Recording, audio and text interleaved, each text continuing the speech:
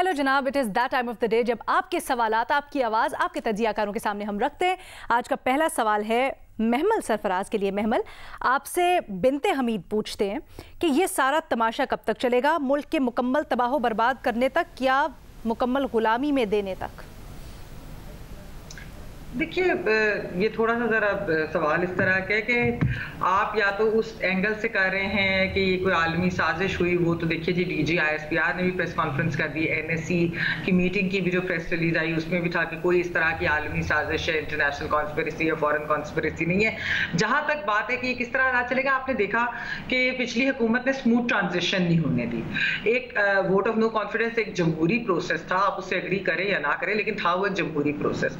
किसी गैर जमहूरी प्रोसेस से इस हुकूमत को पिछली को नहीं निकाला गया, क्योंकि अगर कोई ऐसी चीज होती तो फिर खान साहब उस चीज का जिक्र भी करते कि वो तो बल्कि इदारों को कहते रहे कि आप न्यूट्रल क्यों हैं और आप मेरी मदद क्यों नहीं कर रहे। यानी कि बेसिकली अगर वो अपना इदारे अपने आईनी किरदार अदा कर रहे हैं तो वो तो उसमें भी कह रहे हैं कि आप क्यों अपना आईनी किरदार अदा करें, आप मेरी मदद को आए। तो जो हाँ इस गुज़िश्ता एक महीने के अंदर जब से ये हुकूमत आई है, वज़ीर आज़म बने शहबाज शरीफ साहब, उसके अंदर जो मसाइल हुए होंगे वो फिर इस हुकूमत उसकी जिम्मेदार होगी। लेकिन वैसे अगर ओवरऑल देखा जाए तो आप देख लें कि हालात जो थे वो किस तरह और इस नहज पर क्यों पहुंचे, क्योंकि एक जो बयानिया एक नफरत का बयानिया जो है बनाया गया है, एक नैरेटिव गद्दारी का, और ये सब मेरे ख्याल में ये खत्म होगा तो फिर हम इन मुश्किलात से निकलेंगे। ठीक है जी, महमल का जवाब आपने सुन लिया। अगला सवाल आपके लिए अथर, और आपसे पूछ रहे हैं कि अगर इमरान खान फिर से इलेक्शन जीत जाते हैं तो क्या वो कुछ करने के काबिल हैं? देखिए, उनका एजेंडा तो बड़ा क्लियर है और उनका जब पिछली दफ़ा भी वो इलेक्शन जीते थे उसके बाद भी उन्होंने बहुत बातें की। लेकिन मुझे बुनियादी तौर पे लगता है कि कुछ मसाइल हैं हमारे सिस्टम के अंदर। खान साहब को कुछ चीज़ों को चेंज करना पड़ेगा, चाहे खान साहब हों या कोई भी हुकूमत आए। कुछ चीज़ों को निज़ाम के अंदर तब्दीलियाँ लानी पड़ेंगी, आइन के अंदर कुछ तब्दीलियाँ करनी पड़ेंगी। जब तक ये नहीं होगा तो मुझे नहीं लगता कि कोई भी हुकूमत आए वो बुनियादी तौर पर कुछ ऐसे काम कर सकेगी जिससे आम लोगों की ज़िंदगियों के ऊपर बड़े पैमाने के ऊपर असर पड़े। तो मेरे ख्याल में खान साहब काम तो कर सकते हैं, बेहतरी ला सकते हैं, लेकिन उनको चेंज लानी पड़ेगी इस निज़ाम के अंदर, एक बड़ी चेंज। ठीक है जी। मोहम्मद यासीन साहब, आई होप आपको अथर से अपना जवाब मिल गया होगा। अगला सवाल मर्ज साहब आपके लिए, और हसनैन बलोच आपसे ये पूछते हैं कि सुनने में आ रहा है कि इम्पोर्टेड हुकूमत इसराइल को तस्लीम करने जा रही है। तस्लीम करने की सूरत में पाकिस्तान को बड़ा माशी रिलीफ दिया जाएगा, इस बात में कोई सदाकत है? बिल्कुल नहीं। उसकी वजह यह कि बड़ी बेसिक क्योंकि ये कुछ पॉलिसियाँ रियासती पॉलिसियाँ होती हैं, तो मुझे नहीं लगता कि इसमें कोई इस खबर में या इस तरह की बातों में कोई सदाकत है। तो जब पहली चीज़ में ही सदाकत नहीं है तो दूसरी बात कैसे करें? ठीक है जी। न्याजी साहब, आपसे गुलाम रजा साहब पूछते हैं कि आइंदा इलेक्शन में माइनस न्याजी हो जाए तो कैसा रहेगा? ये मैंने शरारत की है, वैसे माइनस इमरान था, मैंने न्याजी अपने पास से लगा लिया। बताएं सर। चलो मुझे माइनस कर दे उस नाते। देखिए जी, पहली बात तो यह है कि ना इमरान माइनस होगा और ना होना चाहिए, और सियासी बंदे को सियासत से ही बैर करना चाहिए। उस तरीके से नहीं करना चाहिए जैसे नवाज शरीफ को किया है, उस तरीके से करना चाहिए जैसे इमरान खान साहब को आइन के मुताबिक वोट ऑफ नो कॉन्फिडेंस से उन्हीं की अपनी इत्तेहादी जमातों का वोट हासिल करके किया गया है, पहली बात। दूसरी बात यह कि इमरान खान साहब जो हैं वो किसी भी जमहूरी तरीके से या मेरिट्स पर इक़्तिदार में आने का न तजर्बा रखते हैं, ना उनके पास उसका मैकेनिज़्म है। तो अब वो आएंगे कैसे? माइनस तो उन्हें बिल्कुल नहीं चाहिए, लेकिन उनके पास वो तरीका नहीं है। चुनाचे वो तसादम चाहते हैं, और बकौल बिलावल भुट्टो साहब के वो मार्शल आर्ट लगवा के दोबारा आना चाहते हैं।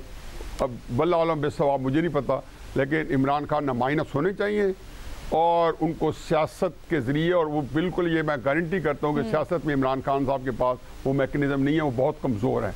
ये 2-4 जलसे देख के उससे आप जो हाइप है वो मैं उससे एग्री नहीं करता हूँ। ओके न्याई साहब, गुलाम रजा, आई होप आपको जवाब मिल गया होगा। और न्याई साहब, मेरी शरारत से मुतल्लिक आप भी कभी नहीं माइनस हो सकते सर, हम चाहते नहीं है ये, आप रौनक है हमारे प्रोग्राम की। जैसे भट्टी साहब, आपसे भी भट्टी साहब सवाल ये हुआ है, डॉक्टर जावेद रसूल लिखते हैं कि क्या हमारी हुकूमत मुल्क को डूबता छोड़कर गर्मी की छुट्टियां मनाने गई है लंदन में? वाह डॉक्टर साहब, आपकी तबीयत के एन मुताबिक डॉक्टर साहब ने पूछा है। डॉक्टर साहब, शहर केड़ा है थोड़ा भाईजान, और कदों आवा थोड़े कोल मैं? डॉक्टर साहब गल ये जे कि भाईजान ये एक इसके 2-3 पहलू हैं। पहला पहलू तो ये है कि ये हुकूमत शहबाज शरीफ साहब अपने घर गए हैं लंदन, उनका वहाँ एवन फील्ड मकान है, उनके वहाँ बच्चे हैं, उनके वहाँ अपना शहबाज शरीफ का अपना बेटा भी हसन हुसैन भी है जो गैर मुल्की हैं।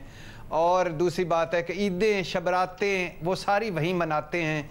ये मुल्क है चंपू चुमार, हम जो है ना डॉक्टर साहब हमारे यहाँ वो हुक्मरानी करने आते हैं। अभी मैंने पहले एक प्रोग्राम में डॉक्टर साहब पूछा था कि दुनिया की रिकॉर्ड जमहूरी तारीख में कोई वज़ीर आज़म काबीना लेकर किसी और मुल्क गया हो, मफरूर इश्तिहारी मैं नहीं बात करता, वो भागा हुआ वो छोड़ दीजिए, सजा याफ्ता छोड़ दी, वहां गया हो जाके इजलास किए हों और मुल्क के मसाइल पर प्रेस रिलीज और बयान जारी किए हों, कभी कोई हो तो बता दीजिए। ये हमारी जमहूरियत की बोड़े हैं जिनके कहते हैं नीचे आके मंजी डाओ और लेटो। दूसरी बात, मुल्क देखें कहाँ पहुंचा हुआ है। एहसन इकबाल साहब वहां से कह रहे थे, एक उन्होंने ट्वीट किया एहसन इकबाल साहब ने कि लस्सी और पराठा मिल गई है, लंदन में मौज हो गई। और साड़ियाँ मौजां, साढ़े तो लस्सी भी गई, पराठे भी गए।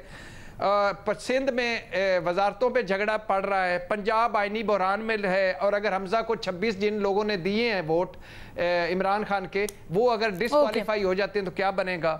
मरकज़ 2 हुकूमतें हैं, वो लंदन बैठे हैं। तो मेरी जान ये हमेशा छुट्टियों पे होते हैं, यहाँ इक़्तिदार में भी हों वहाँ भी हों। 5 दफ्तर और घर डिक्लेयर हो गए PM हाउस शहबाज शरीफ साहब के, तो छुट्टियाँ ही छुट्टियाँ हैं। ठीक है जी। भट्टी साहब, छोटा सा सवाल था डॉक्टर साहब का। डॉक्टर साहब को जबरदस्त किस्म का आपने नुस्खा लंबा से लिख के दे दिया, लेकिन आई होप जी आप सबको आपके सवालात मिल गए होंगे। इसी तरह से हमें लिखते रहिए, हम आपके तज्जियाकारों से पसंदीदा ये सवाल करते रहेंगे, उनके जवाब आप तक पहुंचाते रहेंगे। इजाजत दीजिए, अल्लाह हाफिज।